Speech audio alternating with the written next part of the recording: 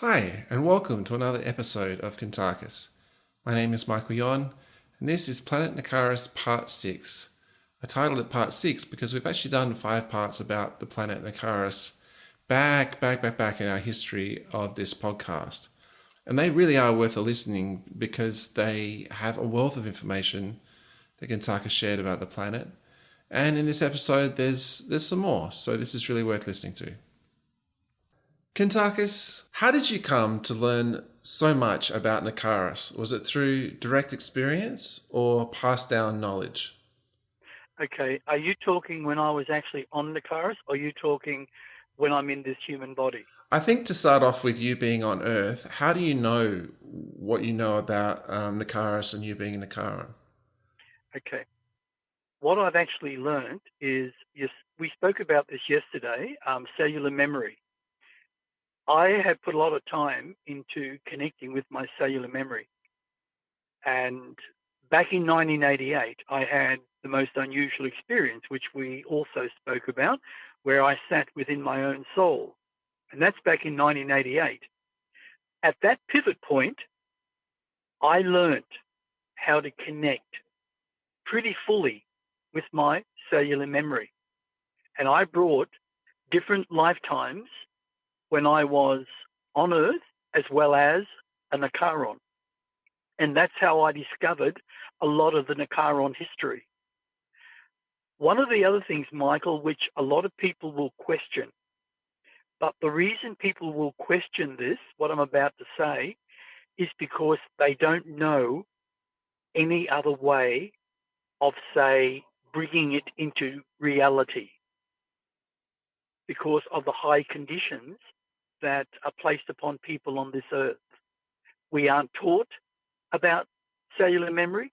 We're not taught that all our organs within us have actual memory characteristics that are stored throughout every lifetime. And as they're stored in our organs, they also are stored in our cellular memory, which is a very interesting factor. Our cellular memory will travel with us throughout every single lifetime because it's living energy.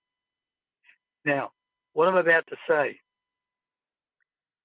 what I discovered about myself, when I sit and I want to know something, I sit either with my legs I sit on my rear end with my legs apart, and I do a little bit of stretching, and then I take a few deep breaths, and then I just put my hands on my legs, and I say, I'm about to ask some questions that normally most would never.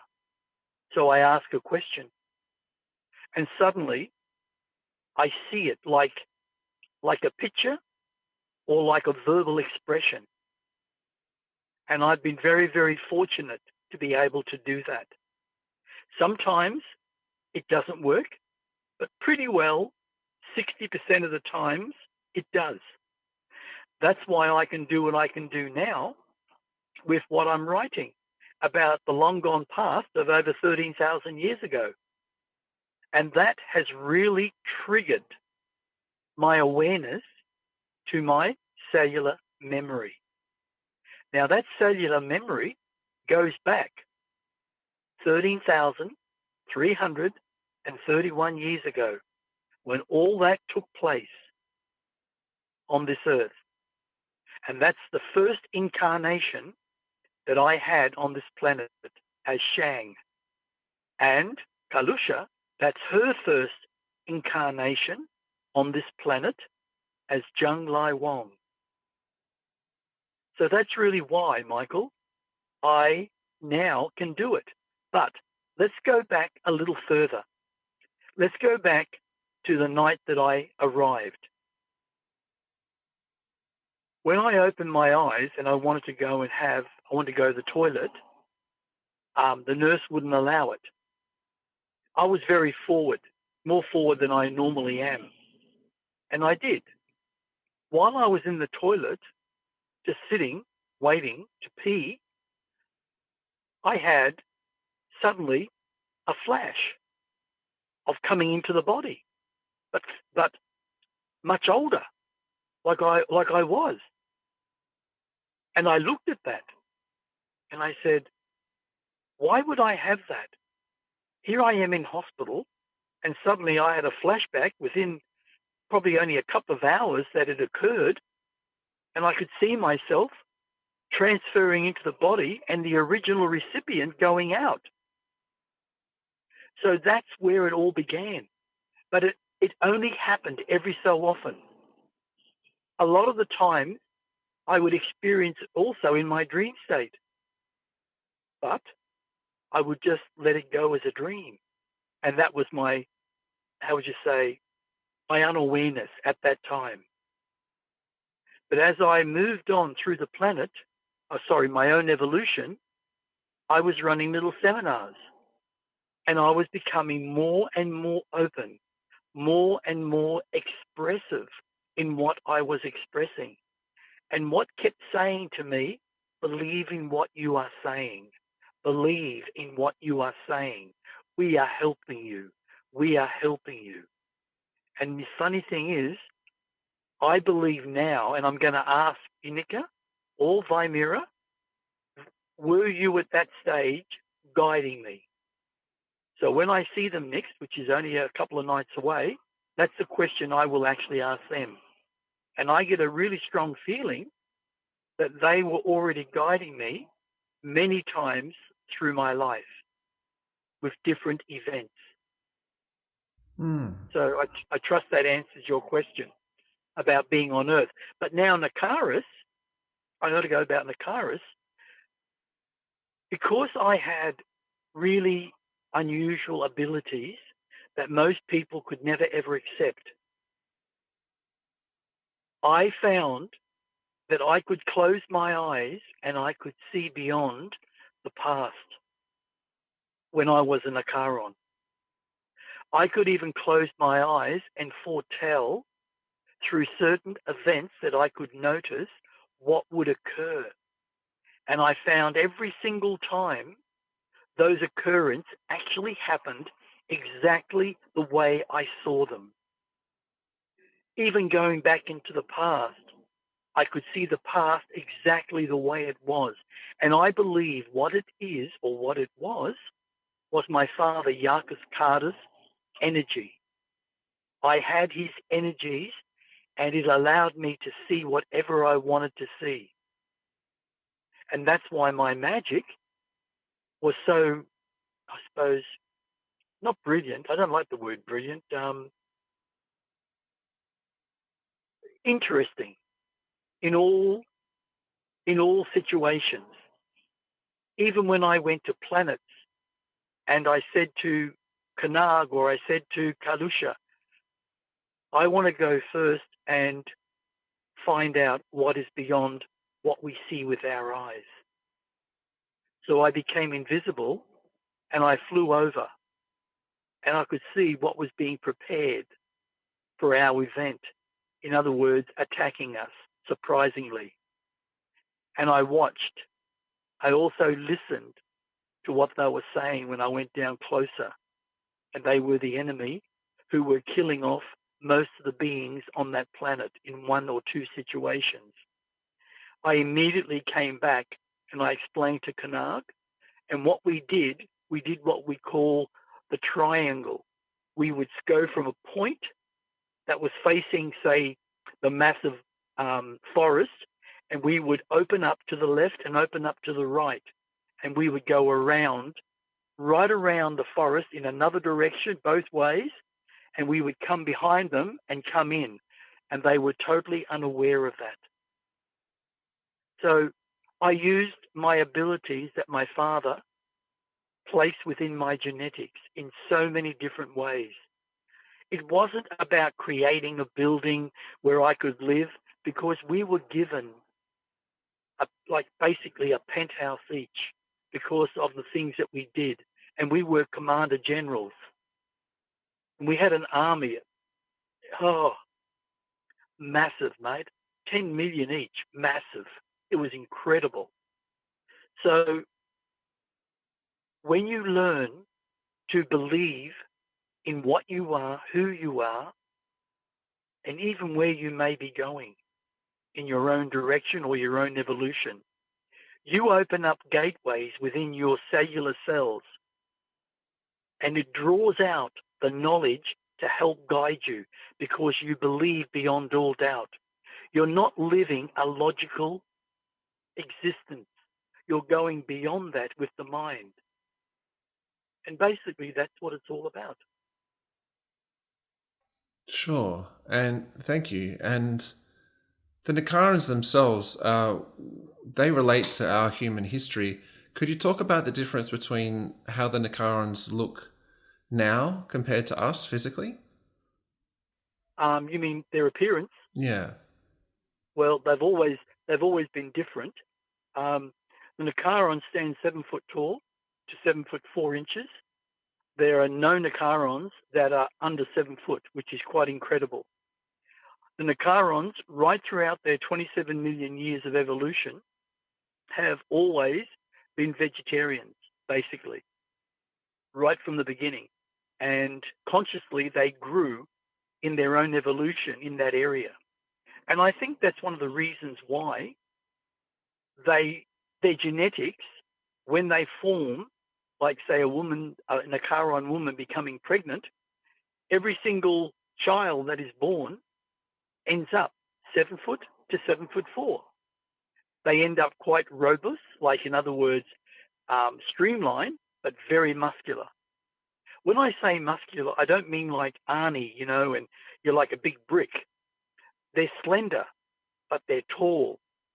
Their shoulders, if you look at the top section of their body, would be nearly 3 times the size of an average human, especially a male. And they stay like that basically right throughout their entire life. And they can live up to anything to 450 years of human time because they don't believe in age. They never have. In fact, they never have. It's never been an issue with their way of thinking. So they live a healthy life. They live a strong life.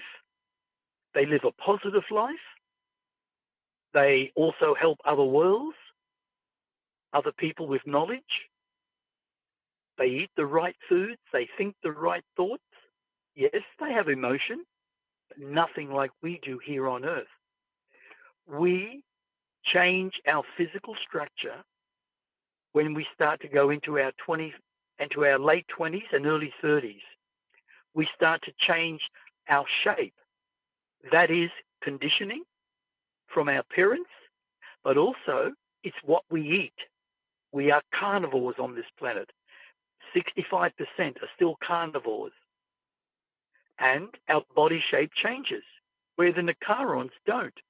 They always have, like in their stomach appearance, always you'll see their abs and their body shape. You see their bottom of their ribs. They just look tall all the time, and they don't shrink. Like we here on Earth, our bodies shrink. We can be 6 foot tall. And when we reach 60, 65, and our body has suffered a lot of negative aspects in illnesses, we start to shrink. Our backs becomes like sloppy. We start to lean slightly forward. Even our knees start to bend a bit because our muscle structure starts to fail. And we don't have that strength that we had when we're in our 20s and 30s. That plays a very big part in our own evolution as humans. Now, I can't say human beings because that is incorrect. I would have to say that carnivores, it's human animals because human carnivores.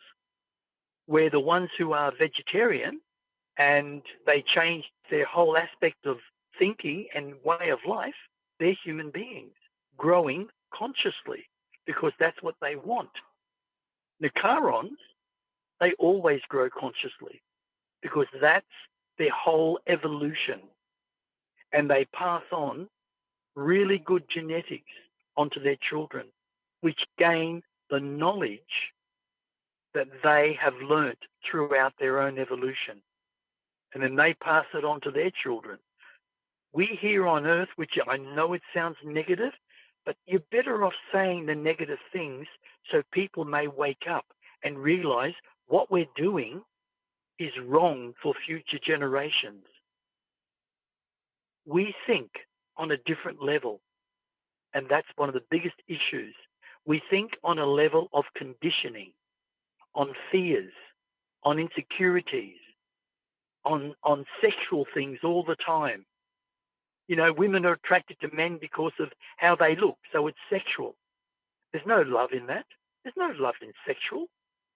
Where the love comes from is the heart. And we have to learn to adapt a new way of feeling with our hearts, not our emotions. Most women who are attracted to a man is called karma and emotion. A Nakaron is attracted to a female Nakaron because they feel love. They suddenly are inspired by the essence of love. And in the relationship, Nakarons never divorce. There's no such thing.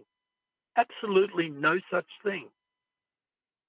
They may have their little disagreements, of course, everything.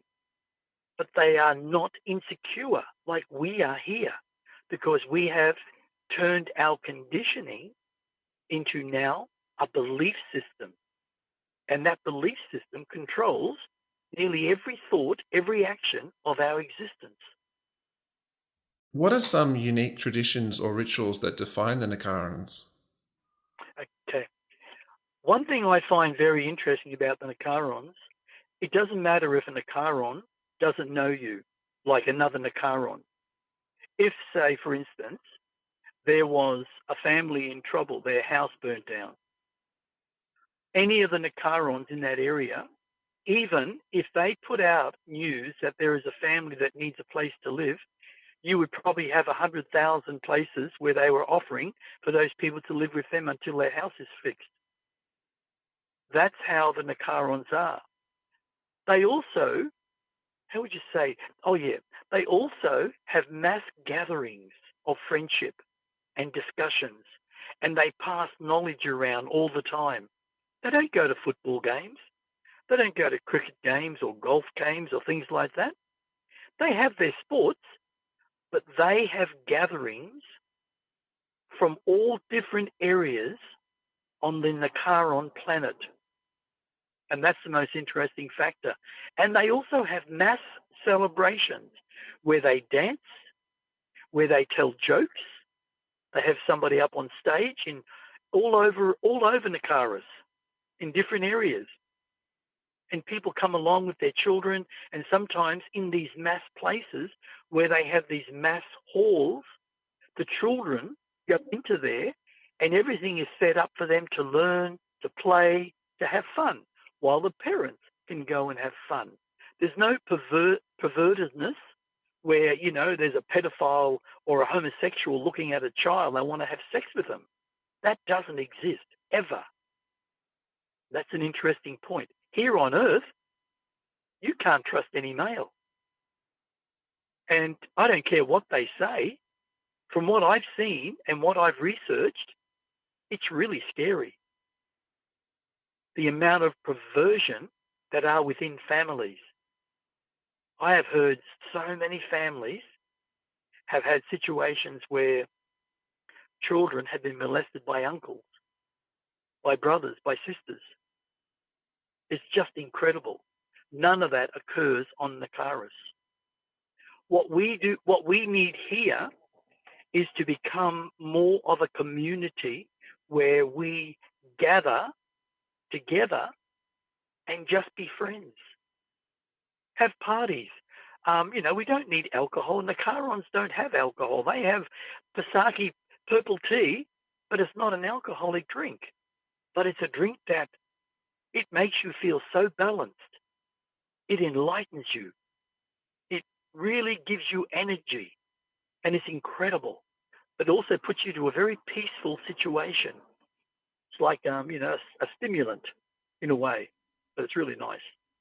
And does Narkariss have seasons? Seasons? Mm.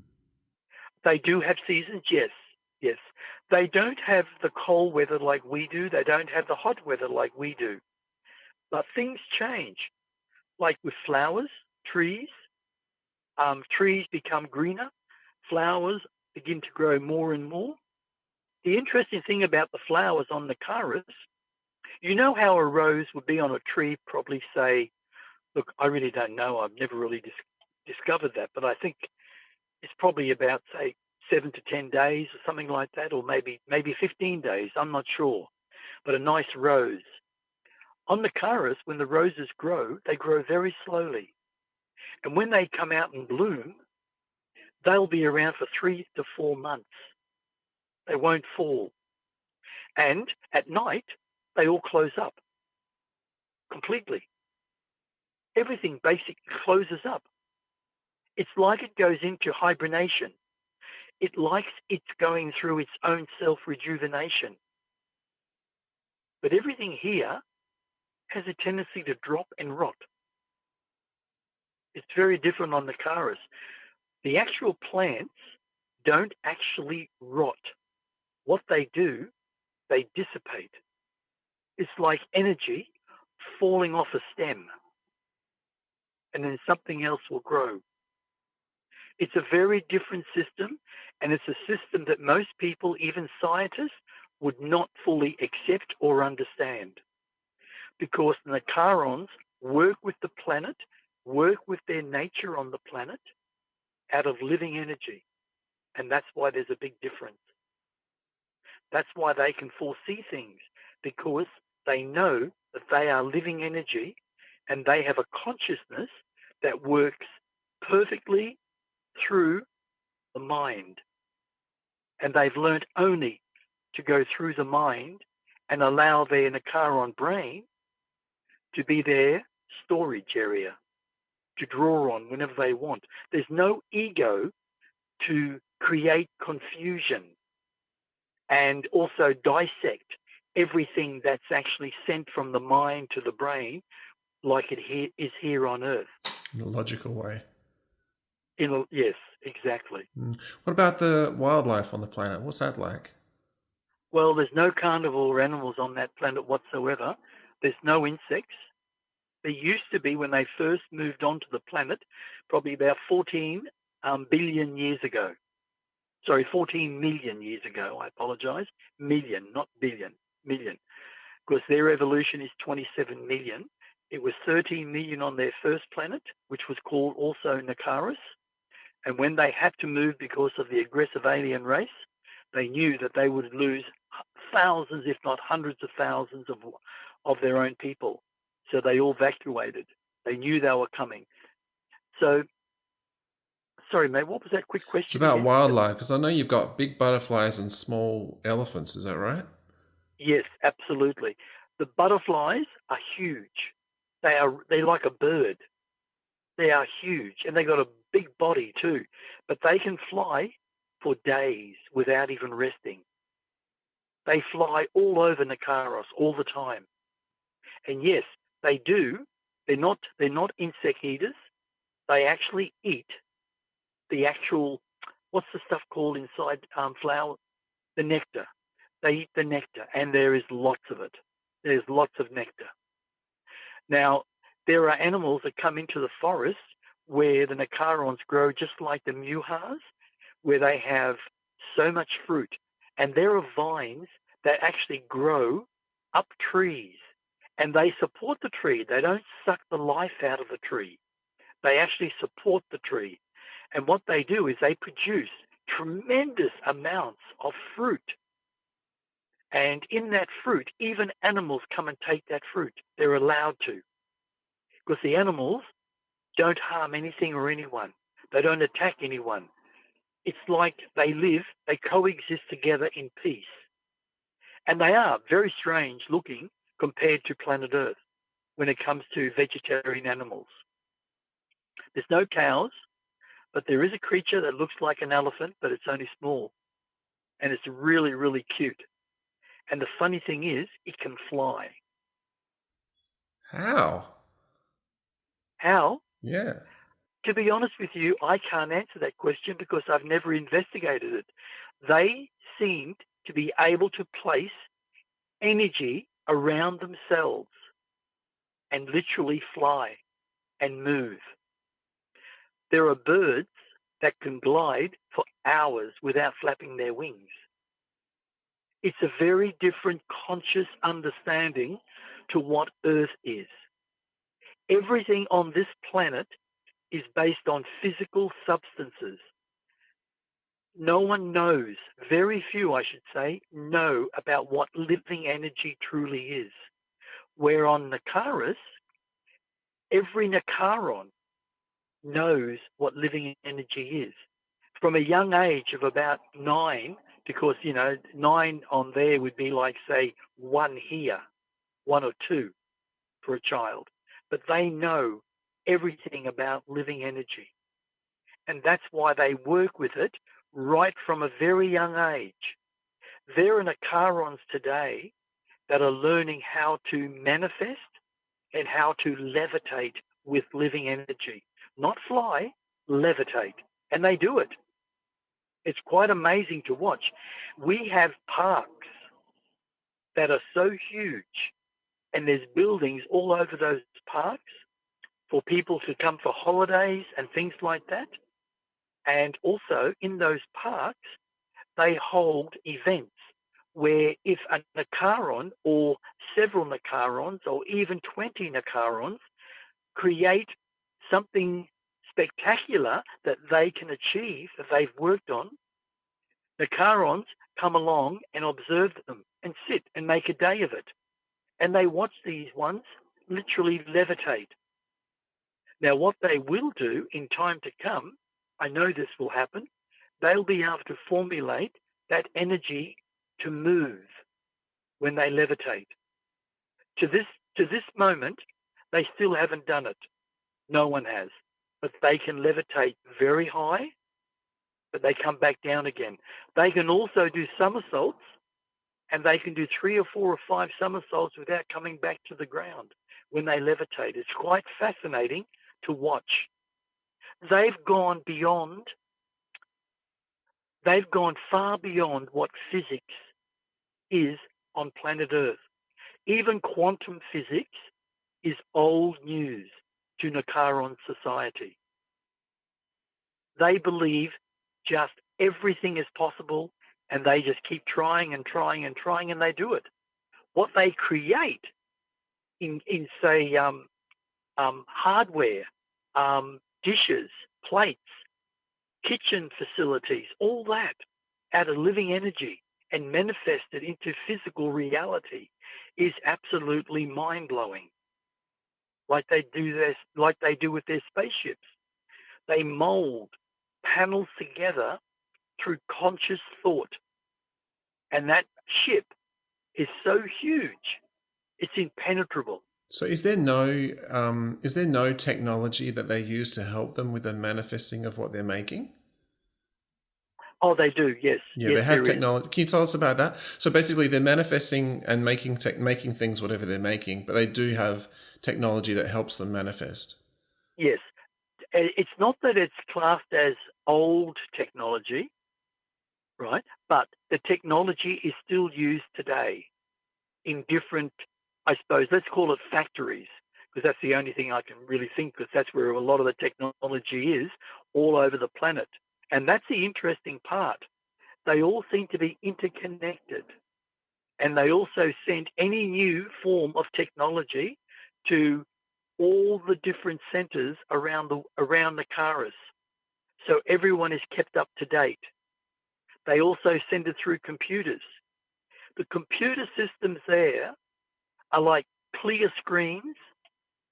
They're living energy formulated into physical reality. When they put their hand on the screen, the energy of a Narkaron is transferred onto that screen, and they can communicate with any Narkaron over the entire planet. All they do is put their hand on the screen anywhere, normally on the bottom. You can see the energy formulating from the screen on the hand, and what happens, all they turn around is think of that being, and then suddenly that being appears. or it might beep several times in a color, and it will mean in 1 hour or 2 hours or 5 minutes or 2 seconds. They have a system worked out, and that's the interesting point. And they can communicate directly on that screen and have a big conversation. So the technology is very, very good. And as I said, manifestation, yes, they have massive machines that you can place objects within it, and you can press buttons, or you can just touch the little sensitive buttons, and what comes out at the other end is exactly what you put in. It can change the shape of anything. Doesn't matter what it is. And all their old stuff is all accumulated into different areas all over Narkariss.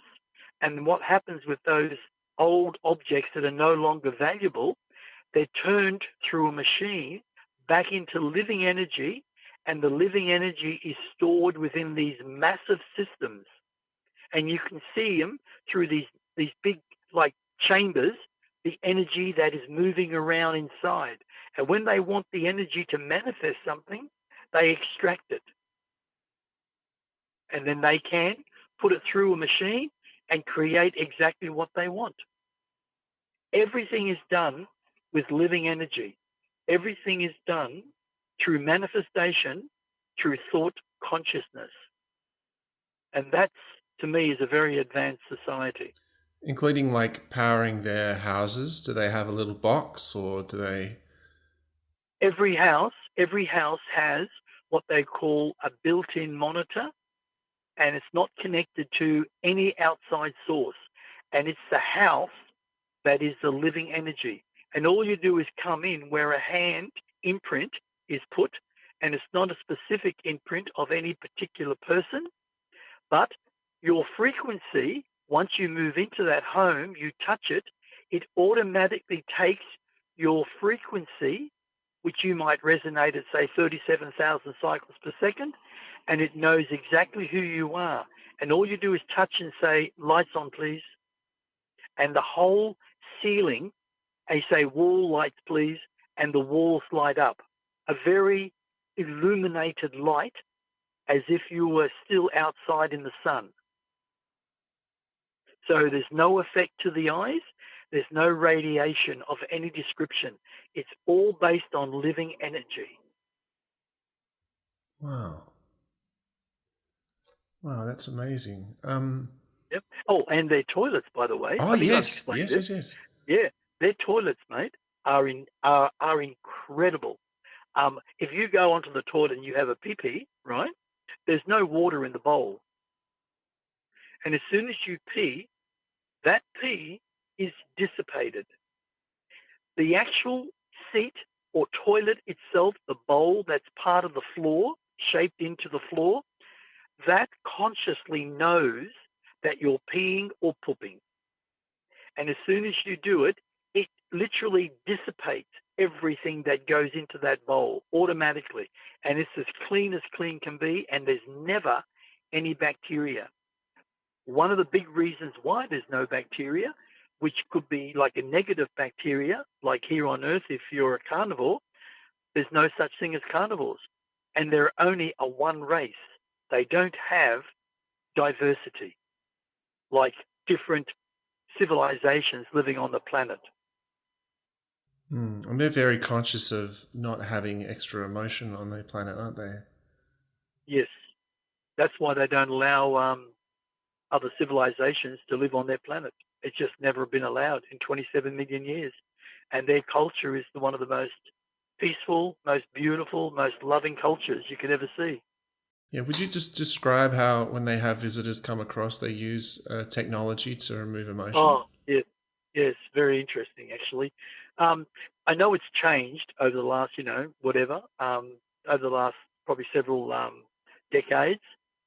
But the one that I know is, if a culture, like, say, in other words, a spaceship from, say, the Ilias or another civilization that's been invited over, what actually happens is they get off the spaceship and they go straight through a chamber. And the chamber could be anything up to 40 foot long. And as they go through, there is what they call the frequency light system that passes directly through the body totally. And what it does, it's consciously programmed to remove all negative emotion of all description. It's stored within a vessel within that system with an identity of its genetics. It takes a photo of the being, and it's so quick. You just keep walking all the way through. You don't have to stop. And when you come out the other end, you feel happy, really happy. Even if you were aggressive, you suddenly feel really happy, and there's not a problem. Then there are beings like Narkarons at the other end to take you exactly where you're meant to go. But you're not allowed to, say, stay on the planet for anything longer than 3 nights. And you can only stay in certain places where it's been set up with the most comforting reality that you've ever seen. You have everything you want. You do go on bus tours, if you want to call it bus tours, and it's like what they call a hover. It's a hovercraft, and it's large like a bus, and they'll take you around wherever you want to go and show you the sights of Narkariss and also the people. You're allowed to go into special events and associate with Narkarons. When you go back through another machine that actually takes away any diversity of energy that may have stuck to your essence from Narkariss, the people. But then you're led back through the other one, and everything is placed back upon you before you walk out and enter your ship and leave. And that's created in one massive like dome where every ship comes into there. That is a culture from another world. The Charon ships don't. They go through another system where it goes through one of these most massive buildings you've ever seen. It is so massive, it's not funny. It's like looking at a school ground, and if you go up, say, 200, 300 feet, it is a building, like a dome-shaped building that covers the entire field of a football field, a massive football field. And within that, there is a system set up on both sides where it literally penetrates the hull and removes anything that is negative or anything that is a virus or anything like that. And it's dissolved automatically. They even do that with the visitor ships. If there's anything on the visitor ships, because where they bring the ships down, they're automatically looked upon. The energies go in and clean out the ships too. So there is nothing left there. Because the Narkarons want balance. They want balance on the planet. Absolutely, mate. That's why they put the 87,000 here in 928,000 years ago, because those Narkarons, they were just very different and they didn't want to change, but they were causing towards the end a lot more havoc, even though they had their own city. The Narkarons built them a city, but they put the walls up. The Narkarons supplied all the material and they put their own walls up right around their entire city. Those walls are now removed once they were placed here, and everything was cleansed.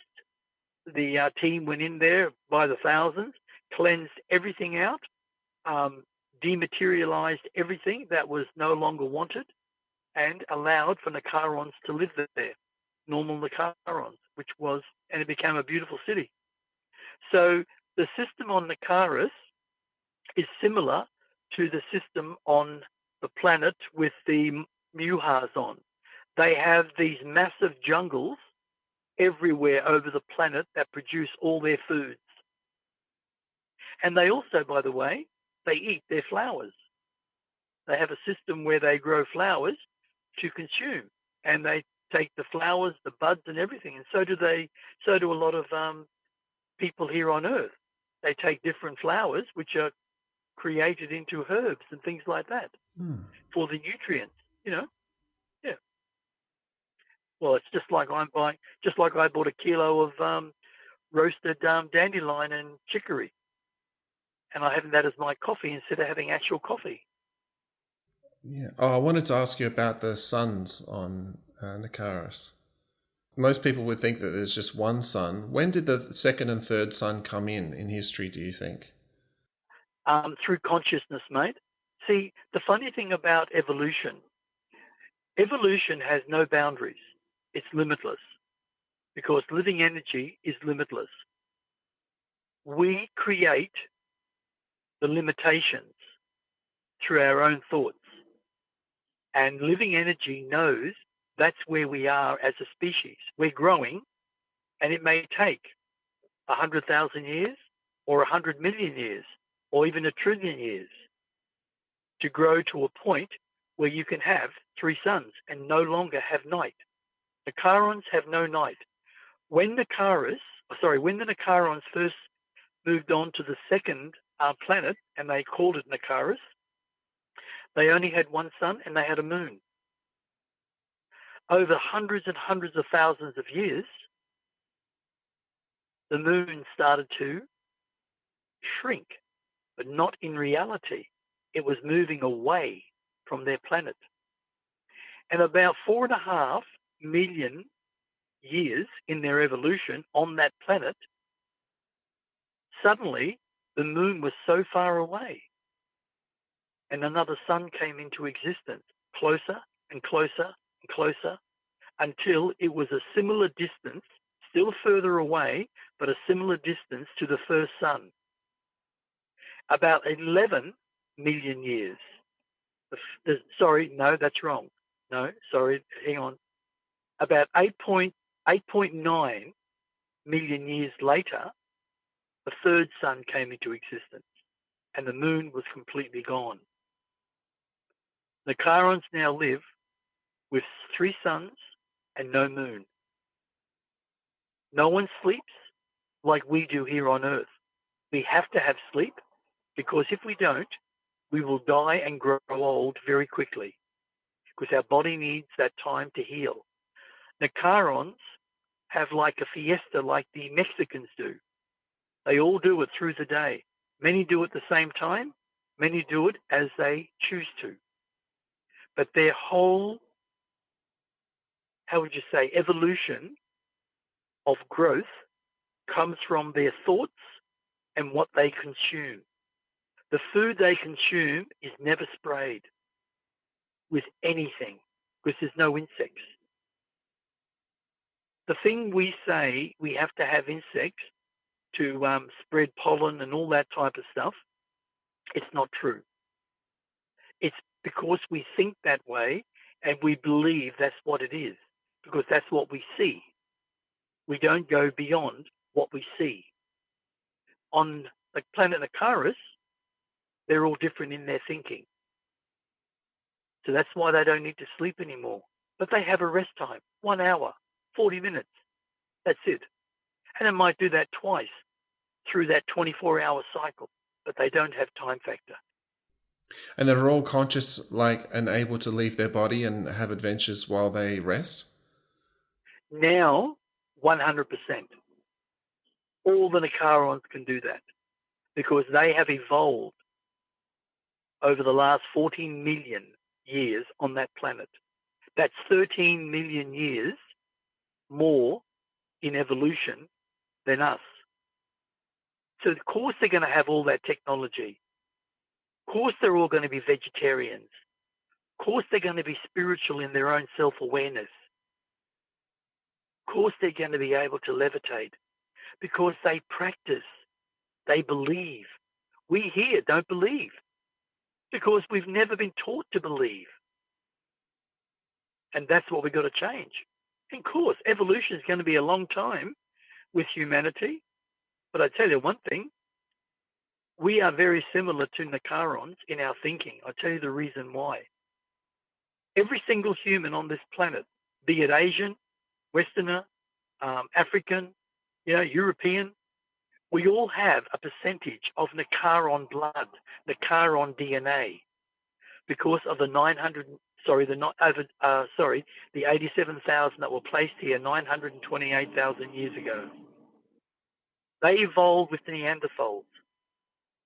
And here we are today, 928,000 years later. You mentioned at the start about Yarkis Cardus. What role did he have in the shaping of Narkariss? Who was he to them? He was like a god. They looked upon him like a god, and he would smile at them and say, please, please, I am no god. I am just me, Yarkis Cardus. Yes, I have abilities, but I have spent a long, long time formulating those abilities to help beings like you. But he spent thousands of years amongst the Nakarons, secretly, and then stepping out and speaking up. And over a long period of time, they started to trust him because they began to realize that he was not just a Nakaron. He was more. And eventually one day, he showed himself up on a platform to over 1 million, which were broadcasted over the entire planet. And they were just flabbergasted.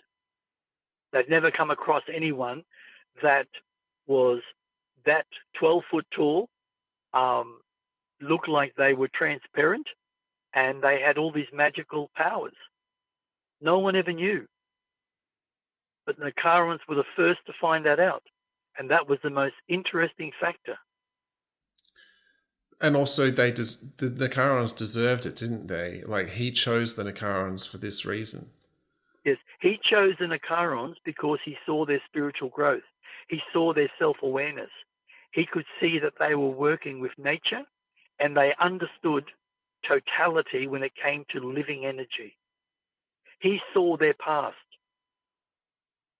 He would wave his hand in front and create one massive screen that showed the entire past, and he could formulate that past into his essence when he was there. And when he left, he could view it. And he was so impressed that he kept coming back, and he kept talking to them, giving them knowledge, more understanding. And they're the type of society that are always intrigued by new knowledge. So he became a symbol to the Nakaron society on the entire planet. Everyone had respect for him 100%. And the funny things about the Nakarons, they don't talk negatively behind your back. They never have, because of themselves being spiritual. To be spiritual, you do not mock. To be spiritual, you do not kill.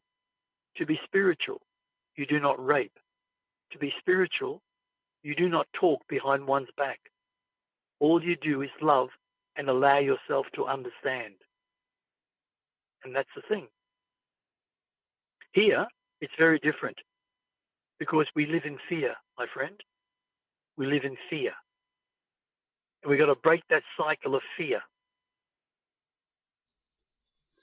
And do you want to briefly describe this one, Yarkis Cardus, how he came to have create 4 beings of his own, and how you came to be? Yeah. After many, several small thousand years later on, in fact, a long time, Yarkis Cardus was sitting and thinking about the entire process. And he was in a galaxy where he was just resting because it was on his mind. And he thought it would be a really good idea to create one essence of himself. And then he said, no, 4 essences. I will create 4 essences of myself, and I will place them upon Narkariss in certain particular families of the Nakaron species for their own spiritual growth. And that's what he did. He literally released energy from his own being. And these 4 energies were given a soul. And they were taken and they were adapted within certain families. And those families had them each time they also chose to incarnate. So the energy would be identical and the growth would be more balanced in more ways. And that's what he did. And what he called, the first one was Kanag. The second one, Kadusha. The third one, Kuntarkis. The fourth one, Narkariss. He gave them names, and those names were carried throughout every single lifetime. It's the way the Narkarons are. It's their system, but also it's his system. And he watched with such love in his heart when they were born. He was made honorary grandfather to the children that were born through those Narkarons. And every time one of those children were born into a new lifetime, he was there every single time. And he would nurse them, and he would put the energy of protection within every one of them all the time. And he watched them grow. And then he also, at the beginning, he gave them each an ability so they would learn and understand. And that ability would grow and grow and grow. And they helped the Narkaron race become the guardians of the universe, or universes. And that's the interesting factor. This concludes another episode of Kuntarkis. I just want to remind you that there is much more information, great depth of information to be found in Planet Narkariss Part 1 all the way up to Part 5. You'll find that in the history of our podcast. Absolute great amount of information there if you'd like to know more about the Narkarons and the planet Narkariss. If you'd like to find out more about Kuntarkis, find his website, which is etcconsciousness.com. He has articles there, he has his books listed there, and also if you have any reason to contact us in general for any reason, just email kuntarkis@gmail.com. That's it for now. Thanks so much for listening. My name is Michael Yon, and stay tuned for more.